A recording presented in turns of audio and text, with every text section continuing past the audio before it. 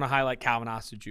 Definitely Comes in, 1.5, 10-yard split. And now remind you, he is only 170 pounds.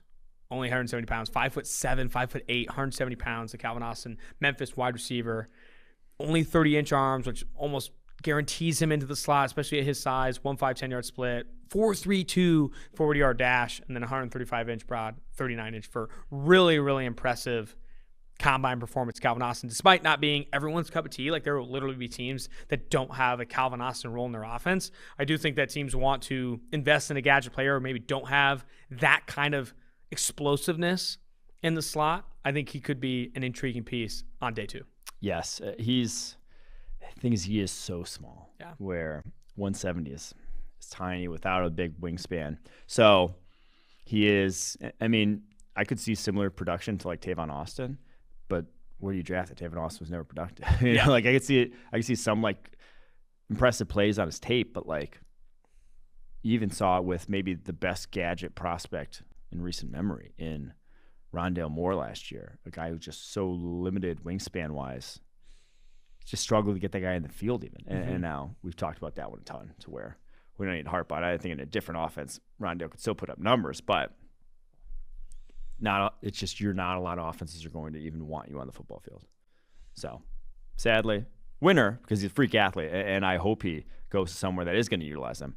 But in that regard, just not necessarily a guy that's going to be covered by everybody. I think a lot of people were impressed too with Khalil Shakir, who I think does play from the slot as well. Only 29-inch arms, but a 1.49 10-yard split. Very difficult to get under the 1.5 mark, and a 4.43 40-yard dash for him. The jumps weren't as good. The cones weren't world-beating, but the straight line speed was impressive. Not a lot of great cones in the receiver position. So outside of your boy, the Golden Dome, 6'7" for Kevin Austin Jr. and a 4.15 short shuttle is nothing to slouch at. That's still pretty impressive. I know you said that's a guy maybe you want to go back to the tape on.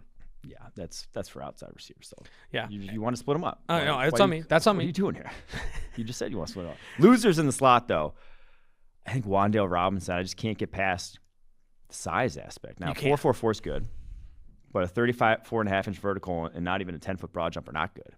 And 5'8", 178 with 27 and 5/8-inch arms, shortest arms of any receiver in the NFL that will have been drafted, should he be drafted, since they started measuring arms. It's just not great. It's gonna be tough. You know, like again, NFL does not covet those guys who can't make plays inside the frame as much as they look good in college because the windows are bigger. You get more room, especially underneath, to pump to those guys. It's a role that rarely exists as much in the NFL, and it's like that guy can't do certain things. So we talked about this with, I believe, Nate Tice, that you want to put together your roster like a basketball team. You don't have receiver room like a basketball team. You don't want a receiver that just has to do one thing. You don't want Muggsy Bogues necessarily. Muggsy Bogues is an outlier. You're not chasing Muggsy Bogues. Yeah. You're definitely like there's a chance that some of these guys that are smaller could have success, but also like coming in only 178 pounds and running a 4.44. That's just not it. I think that can obviously it's obviously low, but you need to be in the 4.3s, my guy, if you're going to be that light and that small. How about and then Slade Bolden's a loser as well, even though we were talking with, who was I talking with? It's been like, he got a combine invite because he knows the Patriots are going to maybe draft him in the 7th or sign him as a free agent because he's Mac Jones' best friend, apparently. So. Oh, is he Mac Jones' best friend? Wow. Okay. Let's get to outside or anyone back to the tape on with this. Yeah. So slot receiver, back to the tape. I will say Bo Melton, a guy who was impressive, but was kind of at the Senior Bowl from the Rutgers wide receiver, but he was kind of had some reps that were going towards I'm blanking on the name, the Ohio State former Braxton Miller, the Braxton Miller range of Dancy in the routes. That just took a long while to develop that you're not going to be able to do at the NFL level. But 4.3, 4.40, 38-inch vertical, 10-1 broad jump, and a 6.98 3-cone at 5'11", 189 pounds are good numbers for a slot receiver projecting the league. So I'm intrigued. I'm seeing all Rutgers guys in the back of the tape. How about didn't watch a lot of Rutgers apparently last year is what it's outside receivers. The obvious big winner was Christian Watson, the big guy at North Dakota State who tested absurdly big in the jumps, big in the 40.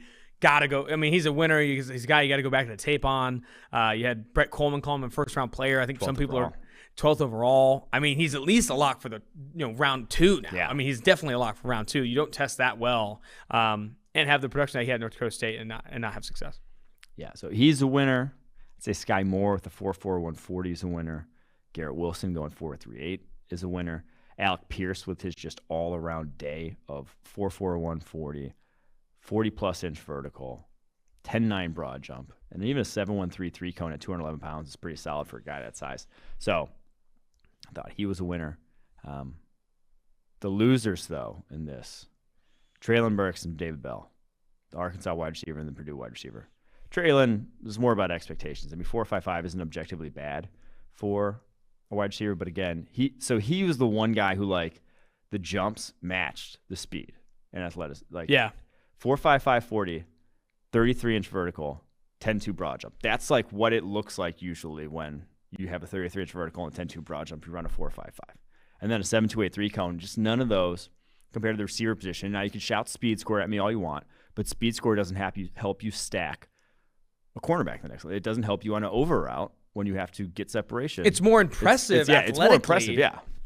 But it's not necessarily going to, like, show up, like you said, when you're stacking your receivers. I think with Traylon Burks is, I never saw, and I feel a lot about with the combine. When we get to the defensive combine review too, I feel like Bruce Feldman's Freaks List created a lot of expectations for these guys going into the combine. And with those expectations, even on tape. Well, Burks was never about his athleticism in there. It was about his low 40 time. No. Really? No, it was about how much he squatted. It was his strength numbers and his hand size. I do think that I never But also saw, even his hand size was low. I personally think I never saw that tier 1 explosives that people expected from Traylon Burks. I didn't think he was going to run the 4.4s. Didn't you just pick him to win the combine last week? I don't think I did. I highlighted him to go over his 40 time that you said. Oh, possibly. I can't remember. But these are, again, below average numbers. Like, now you can weight adjusted, yeah, it's better, but, like, again, weight adjustment doesn't help you get open in the NFL. It helps you maybe at the catch point, but that's why we say the wide receivers nowadays are trending towards 190 instead of 220.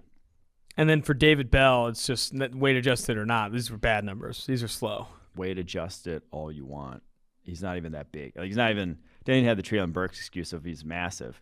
He's, 211 pounds, comes in at a 4.65 40 for David Bell, which is – I mean, with something we said, I think we put the over-under at 4.6. I think we might have gone over on that. But 33-inch vertical, sub-10-foot broad jump, 7.143 cone, which that's probably his best number. But then even a 4.57 shuttle is very ugly. So David Bell, sadly, people asking why we were lower on him. Well, this is why.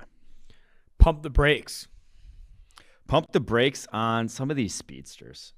You do it every year. Easy to fall in love with 4.2, but go flip on the tape of Tyquan Thornton, Velus Jones, who's about to turn 25 after the draft.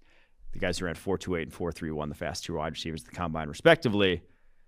And you don't see much besides speed, which great, but there's a reason why you flip that fastest combine 40s for wide receiver graphic every year, and it's like, who are these guys? What are they? What are they doing in the league? That's how I'd say. What's what I'd say about pumping the brakes on Tyquan Thornton and Velus Jones. I didn't even see this from Sky Moore. I saw the 4.41, but he also had a 1.4610. 1.46 10-yard split for Sky Moore is explosive. My goodness, Sky Moore getting out of there. Offensive tackles. Before we get to the offensive tackles, didn't you mention the 10.25-inch hands for Sky? Yeah, that's true. Biggest thing won the combine. And he came in short, but not like shorter than expectation. But he is a shorter receiver. I think under 6 foot. He was the one guy. He was listed at 5'10" by Western Michigan, and he came in 5'10". I think it's the only guy who actually did that at the combine. He also had 31-inch arms, I believe. A little over 30-inch arms at least, which you want to get past that. If you want to project and play on the outside, that is not obviously a death knell, but you're an extreme outlier if you do not have over 30-inch arms playing outside receiver in the NFL.